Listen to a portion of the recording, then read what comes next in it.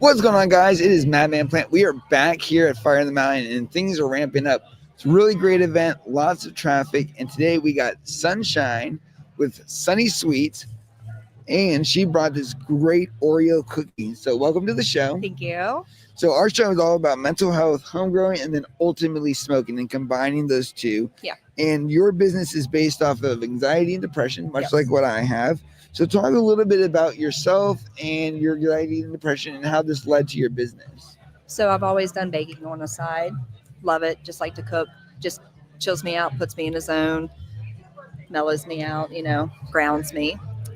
We moved here from Wyoming 3 years ago. It is not legal out there. It was a really big culture shock when we came here. It was legal because we are former smokers.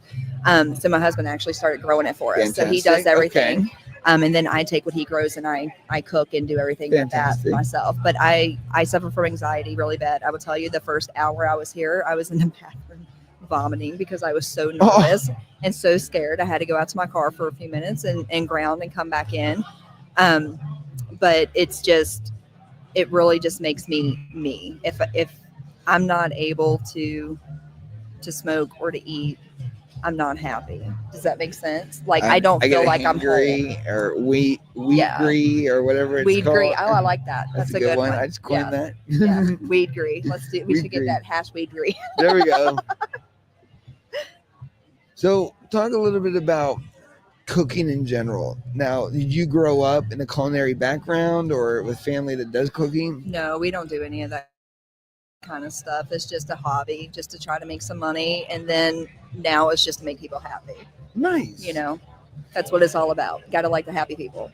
Now you have a whole bunch of assortments over there. What are we looking at on the table over there? So I go by milligrams or Okay. smiles. It's just easier. So everything is dosed out in smiles. Oh, fantastic. So I've got pumpkin cookies. I've got Oreo cookies. I've even got some vegan apple cider cake. Interesting. Yep. So we've got fudge, gummies, chocolate bars.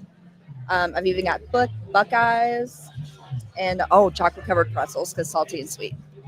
Very nice. Okay. Now, is this like your favorites and this is why you make this, or is this what people have requested or a mix of that? No, or? this is definitely what people request. And then a little bit of something that you don't see. A lot of the stuff you don't see at these type of events. Like kind of like the gourmet style of it all and everything. It is cute, right? It is very cute. I like to make it look a little pretty. It does. It looks very nice. So everything is infused with butter or coconut oil is what I use. Well, I'm going to try a bite. So now, do you go by like dosage and milligrams or everything? Everything gets weighed out. Go by dosage, yeah. So like I said, my husband, he gets his seeds from breeders. Mm-hmm. He grows it, and then I can keep up with what he has and able to do my dosing off of what the items are or what the strain is, I guess. That's cool. Me and my wife are a husband and wife team, so I love the husband and wife aspect to it. Love it. Yeah, he's actually growing a couple things right now, pure organic. So we'll see how it goes. Now, tell me a little bit about this cookie. So we have cookies and cream. It's honestly just a cake mix that I make, and then just throw in some extra. Sorry, it's just so pretty. Throw in some extra oil in there, yeah, and just mix it up and bake it as a cake or as a cookie. And then this is just a buttercream on top. Is that icing? It is icing or like a little glitter. Glitter, yeah. Pretty. You got to have it pretty. That's awesome.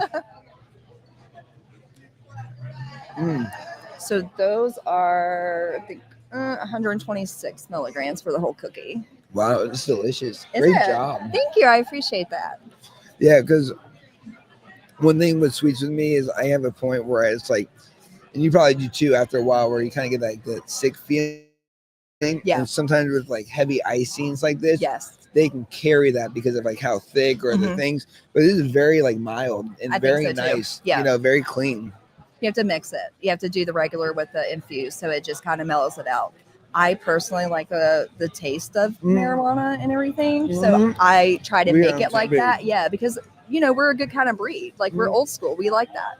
Makes me know what I'm getting into.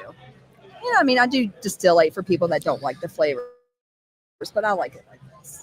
Yeah, no, it's funny. We were just talking about that with that other guy. Now, his mom's a grower. He does some edibles. And he was saying that the people that he works with, they don't like it. I personally love it. I love it. I think it's earthy. It adds a good Yes. flavor and taste to it, and Yes. it's very, very nice. Yes. Thank you. Now, do you ever like pair like okay, let's say like you were gonna do a gingerbread cookie, like like um like sorry, that's done. Like a gingerbread cookie, right? Would you go to a strain and say, "Oh, I'm going to try to pick out a strain that's like a cherry, so I'm going to use cherry pie." You know, I have actually thought about that, but that's all on my husband. He picks out his own strains, Okay. and then I have to choose from what he gives me Okay. for what I get to make. So mostly everything that I made from this is all from Tsunami and Chocolate Tide. Let's take it back to some old school stuff. Now, with this, is this just simple, like grinded up Oreo and then your mix and everything? Oreo, and then I did a cake batter with infused flour, and then sugar, etc. My oil, and then just baked it. Now, have you mastered the shelf life gummy? Because that's one thing with Jello. Yes, It melts. I have, and I Okay. can actually. I'll give you a pack before I leave of Okay. some pineapple ones, and yeah, it actually has taken me like 2 years to figure out the gummies. I hate the gummies. I hate the hard candies. I'll make them because that's what people like, but I can't stand them. About 3 weeks ago, I mastered the gummy. Very cool. What did you learn? I learned to take my time Oh, because I'm a rusher. I hate being patient for anything, and apparently I was just rushing way too fast. So I learned to take my time, and I tell you what, it's a game changer. yeah, it's one thing that I love is the gummies, but I haven't gotten it down where now Levo, they make their gummies like real small, so you're limited to size. But I have to eat like maybe like a couple of handfuls. Before you get anything. Yeah, and it frustrates me because it's like I know I'm using good weed, I just can't figure out kind of what I'm missing out of. Yeah. So I actually learned that I don't do my gummies with oil anymore. Okay. I actually do it with butter. I don't do distillate or anything else. I use butter for it. Okay. Works so much better, and it actually makes it a harder exterior. Okay, a little bit tougher and everything. Yep. So it's not super sweet or like super chewy. It's not chewy, like very soft. Yeah. I don't sugar it or anything unless somebody wants it. I just leave it plain. But yeah, it gets a really nice exterior. Now, what are some of the things that you've learned through working with people as far as like edibles and their ailments and what people are going through? So mostly what I've learned is actually, if you look over at my booth right now, you'll see 3 young ladies. Yep. So the 2 with the white, Yep. they strictly are anxiety and depression. Okay. So they actually are repeats. So they come and get things, to make themselves a little bit happier. Like I said, I'm all about the smiles. If you get the smiles, then you've made a difference. And that's what, for me, it is making people happy. So if I can give them a smile off my food, then it's totally worth it. Whether it's just from the flavor or from the actual, extra stuff inside it. Have there ever been any situations where like somebody came to you for like kind of like an unorthodox reason of why they're using it, something that's kind of like odd, but it's like, oh wow, it's an interesting perspective? No, I actually have a lot of cancer patients. Well, talk about that. I do have I had a couple that came earlier today. So they come every week. I make certain stuff for them, and they seem to do better off of this natural stuff than they do. And this is somebody that worked in a pharmacy for like 14 years. Oh, you did? Yeah. So That's I awesome. left earlier this year. So after 14 lab years. coat, Yeah. So I can definitely tell you fill the that prescription. with my cancer people, a lot better off of this. Interesting. I even have people that I deal with dementia. So it's so many different avenues that this is used for. I just wish that everybody understood how good it is and all the things that can come from it. Yeah. My sister has cerebral palsy and epilepsy. Very hard for her to walk, very hard for her to talk. But I tell you what, you give her a couple tokes and she can talk with the best of them and you would not even know. Yeah, that's one thing that I love about the podcast. And I got kind of my inspiration earlier last year at the Cowboy Cup. when I talked to a guy named Steven, who's an older gentleman, and he has severe tremors to the point that he will physically injure himself during an outbreak. And a good friend of mine through the community, his name is Case Gunn. He did a video on him while we were in Oklahoma together, and we got him on the podcast. And he was sitting there in tears talking about how this plant single-handedly works better for them than any other medication he's ever been on in his whole life, to the point that he didn't even want to go out because he doesn't want to have an outbreak and be embarrassed by it. Absolutely. And within 15 minutes, he is completely normal, can do a tremors test, which is a writing test, and it's amazing. Oh, I'm sure. Yeah, so. I love it. I wish there was more people that understood that. Oh, he's ready for his seat back. No, he can wait. That's for. Ignore him. No, I'm just kidding. He's an awesome guy. What up, Spanish KC? What's up, Gromy Talk? Yep, we're here at Fire in the Mountain. So, to wrap this up, yes, sir. Where can people find you and how can we support you? So I am at SuniSweets on Facebook. I do have a page on there, but I am local in Fishersville. Oh, perfect. So hit me up. I always do porch pickups. That type of thing. Well, want to get you on the long format podcast. So we'll definitely have you on the 2-hour session where we can dive in deep more about like mental health and clarity. Because my biggest thing is, when you step away from the fact that, they're edibles and, they're designed to like make you feel euphoric, there's just so many properties behind that.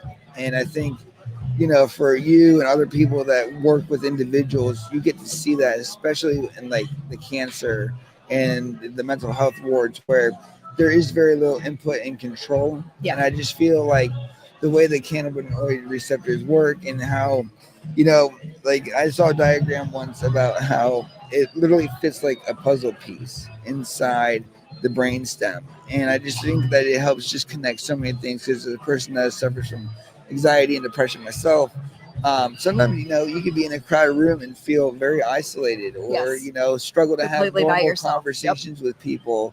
Not because you don't want to talk to people. It's just sometimes you just feel out of it. And Absolutely. like you, with your anxiety, I feel like cannabis, and I've been doing microdosing lately, and that's been really cool. And I feel like that's had really good effects.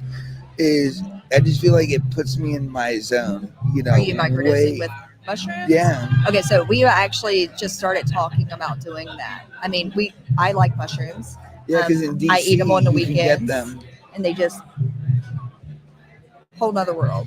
The feeling that you get off of that, just low dosing, it's just better than Love Lexapro. You know what I mean? I decided like borderline giddy, Yeah. kind of get that euphoric sense. Yeah. Sometimes my hands sweat a little bit, But you're just so happy and smiley, right? Yeah, it's really easy to laugh. Yeah. To the point where people are like, Are you okay? "Are you on something?" Yes, I understand. So but that's what I'm talking about, and that's why I'm really excited, because on Monday I'll be in Vegas and I'm going to the Psychedelic Reform. Oh, that's awesome. The Remind conference on Tuesday, and it's going to be all about psychedelics and wellness with doctors and all different types of people. And I totally believe in the natural healing and the benefit from really understanding yourself and like the plant or like a mushroom, or because like back in the past when I used to be raised, I've done like DMT and everything. Now I've never broken through in the sense where I like talked to a tree or like DMT is somebody such, taught me like some. I want to lesson. say that people think that it's so much stronger and it's so much faster than what you get off the mushrooms. I don't feel like that. I feel like it's a very. Have you ever smoked it? I have. Yeah. I actually just finished my cart like a few days ago. But it feels like you're chasing that because it doesn't last. You get that little bit of the happiness, but it's like 10-15 minutes. I don't feel like the DMTs are worth it personally. Well, I mean, maybe I just I would rather have a piece of chocolate with some mushrooms in it. I feel like it'll last longer. Yeah, no, because even when you trip, like let's say if you did like acid and mushrooms, I used to do tripping a lot when I was at raves, and I would time my trips so I could drive home the next day. So I know when I would be sober. So I'd always take it based on math. It's like, okay, so if I'm going to peak here, Yeah. by the time this happens, I'll be good to go. Because I don't feel want to have that. to wait there the Yes. whole day to leave again. You know what I mean? No, and you don't want to be stuck beside a, like a river looking in the trees. Right? Yeah. But even with that, like usually you peak within like 6 hours, and then everything after that's kind of the come down. You Yeah. know, you build up into that point, and I think with DMT it's only going to last like 15 minutes, if that, and it's a very fast trip. That's why they call it the millionaire's drug, because you can do it in your office, have a full trip, and then go to like a conference. Yeah. The only thing I don't like about DMT is if you guys have ever done it and you inhale. Like when I did it, we were in the woods and it was dark near fire. I felt like I was in like a roller coaster chair, and I just shot like up. Like it's not like smoking weed. Like it is a direct inject. Like it is bam. It is immediate, and it tastes like death. It tastes horrible. It is absolutely and it smells just as horrible. bad as it tastes. Yes. Makes me want to gag thinking about it. That's the thing. That's why I didn't like it, because I would always throw up, and I hated throwing up. I can feel that. When I first started doing mushrooms, I would puke all the time. Now I've got it where I'm used to it. My body's used to it, and it doesn't bother me. But there's value in puking too when you're tripping, because once you feel like shit, the good time's about to come right after. Your body's just trying to reject what all poison you're dealing with. Because all mushrooms are poisonous, even the ones we eat. It just affects our nervous system and our bodies differently, which is crazy. I'm just thinking about how bad that DMT pen tastes. I can't get it. See, ours, we didn't do a pen. We had DMT in the powder form, and we put it on. We had a bowl. We put weed in the bowl, put the DMT on top of it, and then. Oh no, I had an actual card. Oh no, this is like smoking it right to the brain. No, okay, no. Mine wasn't like that. And mine was like. Okay, maybe I need that. Yeah, like if you want to break through, you just do it like that. Just take a big hit, like hold it for 3 seconds. You'll get somewhere. God. Okay. It was gnarly. Oh, I bet it was gnarly. Yeah. I guess I know what it's like hitting that little pin, so I can imagine what it's like hitting it like that. Yeah. Be happy. Lots of smiles. But I think, you made a comment about, the happiness only lasts for a little bit. With that pen, yeah. I felt like. Well, my thing too is I don't, and this is what I'm learning through microdosing and psychedelic use and my experiences for the last like 10 years, because it was really when I got turned about 23 is when I started to enter the rave scene, because I started doing video and photo for a DJ. Mm-hmm. And that's how I got into psychedelics. That's how I got access to all these different things, that create up to this. Yeah. And one of those things was, I think what you were saying about happiness is people, I think, even with microdosing, like when I first started microdosing, because I've been doing it for about almost a month now, consistently every day. I thought that it would just provide the extra happiness that I feel like was lacking. And I don't think it works like that. I think the true value is you find happiness with what you do, like with your baking company and the smiles that you talk about, and knowing that you're the first line of defense for these cancer patients and these people that are really relying on you, using your background, in the pharmaceutical world and all this stuff to really help people drive them forward in a safe sense. A lot about chemistry and all these different things.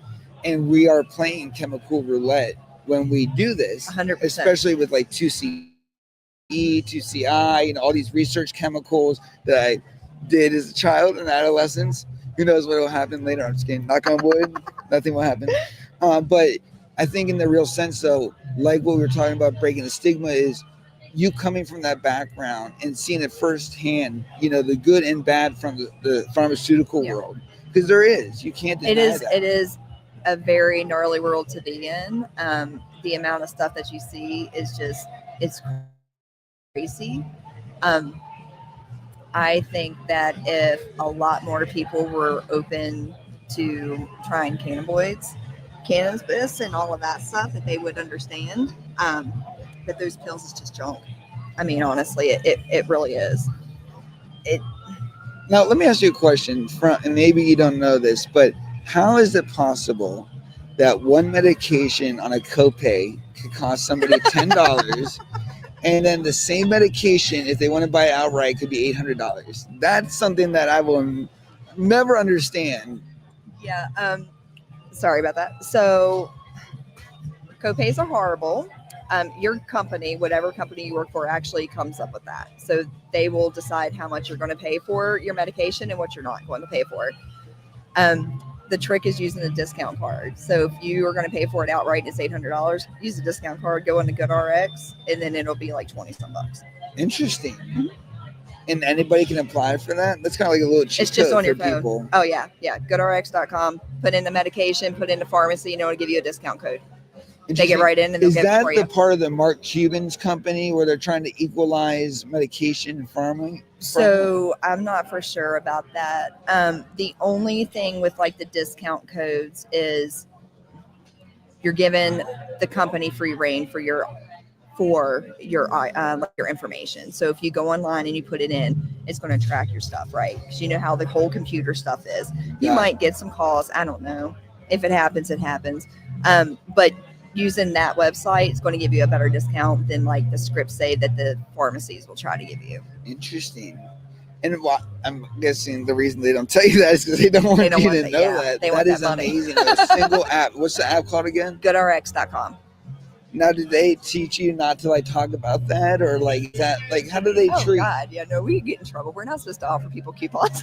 Really? We're not supposed to offer you money. Wow. No. I want your money. I don't want to, save the company money. How do you think they have multi-million dollars?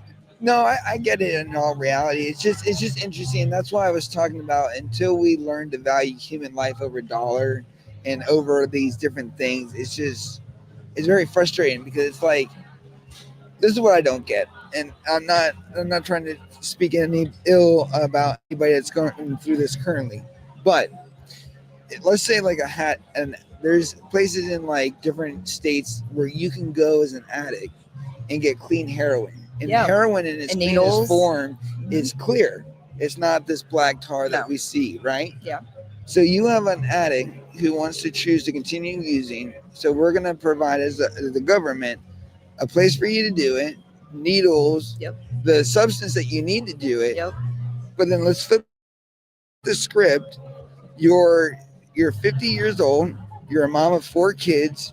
You're full of life. And not saying that the person that is an addict isn't, but let's just say that this person was, the depiction of somebody that obviously did not want better for themselves. Yeah. And they were playing chemical roulette each day with their life of living or dying, right? Then you have a mom with 4 kids who's all about her children, mother, employee of the month, whatever. Yeah. She goes to the pharmacy and they say, "Oh, we can't help you. And unless you have the money, you're pretty much going to die." Yeah. But if you were trying to continue to use, we got you. And I think that is just the most fucked up thing. It should be, if we're going to help people in that sense, we should help the people that also want to be here too, because I honestly, and I can't speak it from that sense because I've never been in that position as like an addict, but it must be frustrating to know in some aspects that they would prefer you to continue to kill yourself and keep you on a system, a regimen, and to a help plan. Somebody that's trying to help themselves. And I don't understand that, when life should be for everybody, even that person in his darkest period of his life. But don't you think that they should be working to get them off of that instead of giving it to them? Well, that's what I'm talking about. And it's only certain cities that is doing those kind of programs. I don't really agree with it. I mean, yeah, it's great so they don't overdose and you're watching them and stuff, but that's my tax dollars. Well, like I'm paying for somebody that's sitting there doing heroin and you're okay with that. You know what I mean? Yeah, and if I did it, I'll get arrested. Absolutely. I'll have to go to a drug rehab program. I'll lose my kids. I'm going to lose my license. I'll lose my job. Yep. But it's okay because you assume that this person who's in this time period of their life, they'll just be tied to this. And this is how you'll at least get their money out of them. Yeah. And you made a really good point. What was that point again? I'm sorry. It slipped my mind. You just said it before I rebutted. What was it? I don't know. I'm high. I'm sorry. I'm high too. That's why I forgot. As a perfect example, when I went to NECAN for the first time in Boston 2 years ago, we were at this hotel, and it was really cheap. And I was like, man, this is better than all the other hotels that are in the city. Well, I went to leave my hotel, and I'm walking down the street, and I see a lady on the ground counting out pills. Guy has money standing right there. Walk a couple more steps, see a guy in a wheelchair tying off his arm. Walk a couple more steps, see a long staircase. Two police officers standing right at the top, just monitoring it, doing nothing. Oh, your Realize tax dollars. realize it's a boxing clinic. It's right outside of Boston's hospital. Yeah. So you have all these people leaning up against the building. I walked past this one guy who was on his back, screaming like in a cockroach position, like, and this cops just in his car just monitoring the situation. It's called Meth Row, and it's the part of the city that they designated that the cops will not interact with unless somebody is hurt or dying or getting like robbed or something. And they just monitor the area, and the city just allows this. And it's right outside the hospital. And it's like, instead of coming up with a program to help them, to offer jobs or assistance or clarity or just like a safe space so they can find the confidence to repair their lives, you just here, come to the clinic and we got you whatever you need. Just go away. Just don't make a mess, and just stay in this area. Sure okay, and I just think that's so heartbreaking. It's like wow. We just left them to die. But like you said, this is what we're paying for instead of using the tax money to come up with better alternatives. I understand that. Well, I don't understand. I've never been an addict, so I've only talked to addicts. So I want to make that very clear. But I'm sure not everybody wants to be in that situation. And if they had maybe the right tools. I disagree with you. Do you think some people want to be in that position? This is actually good because good or bad conversation is debate, and I like that. No, so I around here, because you're not local. There is a lot of meth users around here. Okay. A whole lot. I watched a girl that I worked with this year go from shooting up in the bathroom, to getting pregnant and getting sober, and then getting dirty again because the guy came around that she likes, trauma and he's bonding. like, let's do this. And then she ended up losing custody of that child and her other children, and now she's locked back up again.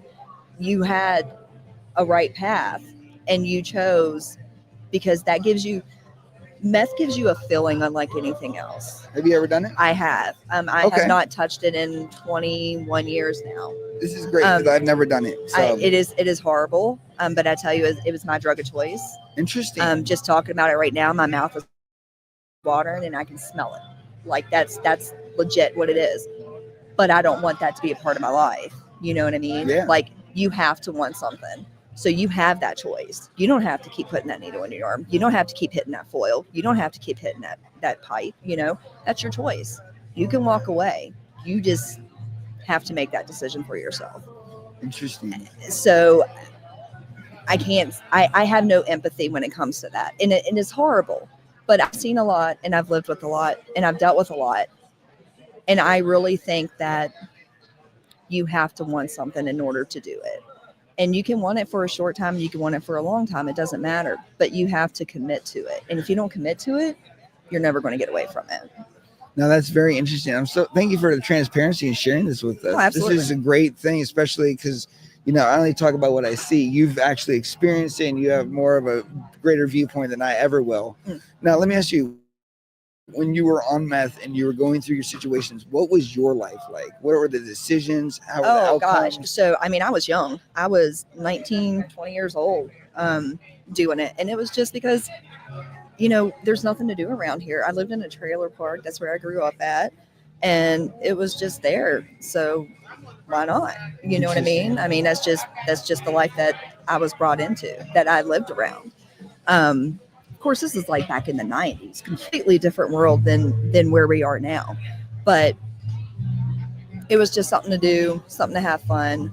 The fatal mistake was going out west, went to California and got something out there. And let me tell you, it's a lot more pure than what you get around here. Interesting. And I stayed up the whole time I was out there. And when I came back to Virginia, I vomited blood for 4 days straight. I was Whoa. so sick. I couldn't move. It was the worst thing I've ever gone through. And that was it. I walked away from it, never touched it, don't want anything to do with it. So you have that choice. I know how sick I felt off of it. I didn't want to die. I don't think I was going to die. I just think that I wasn't used to something being that pure, because that's what it was. It was a lot more than what you get around here. And you have that choice. No, I think you do. And just like in life, you have a choice to make something out of yourself. I kind of, and I kind of understand your viewpoint of not being empathetic, because in a way you've also set a standard for yourself. So that, again, it goes against kind of like your moral beliefs. Like for me, I personally don't, I will accept everybody for who they are. I personally don't like people who don't apply themselves and who I feel like kind of escape through light without intention, so when I meet somebody that's like that, and I guess in your sense, I don't have much sympathy for them, because I'm working my ass off, and if you're not going to do that, then that's who I used to be. So I don't want to be around that. It's no disrespect, it's just like you, I don't identify anymore with that. I understand. I mean, and that's a great point. I mean, I've just chose to where I'm not interested in it. And I've got a friend. She's an ex-addict. She's been clean for 9 months now, which is great. Okay. And my saving grace is she comes to my house twice a day. It gets her to where she doesn't want to go do what she shouldn't be doing. So I mean, I can give some support, and she knows I'll kick her butt if she ever touches anything. Yeah, well, you should. Somebody that's a good friend. But I mean, I can be supportive too. But she's working really hard to change her ways. And I see that, and she's young, and she deserves it. She deserves to be better, and I'm going to help her as much as I can. Yeah. Yeah. I think Russell Brand said, the mind of an addict is irrational until you step inside of the mind, and then you'll see that they're totally hopeless until they have a true support system. Absolutely. You have to have somebody there that's willing to listen to you. Cry about the same thing a million times, it doesn't matter. Talk about the same thing, it doesn't matter. Just as long as you're there for them, that's all they want. Yeah. Well, this has been a great conversation. This is awesome that it went long format. Thank you for being on. I appreciate it. Yeah. In the meantime, I would love to get you on a 2-hour session, really dive more into this, because I think it's great, and you're just another great example of how cannabis is changing lives, and now you're choosing this over would you meth. You choose this over knowing that you're going to be puking up blood, or like something nasty like that. And I think that's the best thing, is you see this in so many, from trauma, from mental health, from addiction, to just a lot of different ailments, and people converting into a healthier alternative. Absolutely, I love it. Well, tell people where we can find and support you. Hi, so I am SuniSweets in Fishersville, or Stanton, Virginia. I'm local here, and my name is Sunshine. Hey guys, Spanish Dre, Grow Me Talk, Spanish Casey. I know we got some people in the chat. Thanks for tuning in, guys. We got more podcasts coming your way here at Fire on the Mountain. It's only just begun. We're going to be here until 8 o'clock, so it's only almost 5 o'clock now. So stay tuned, and we will see you guys real soon. Thank you.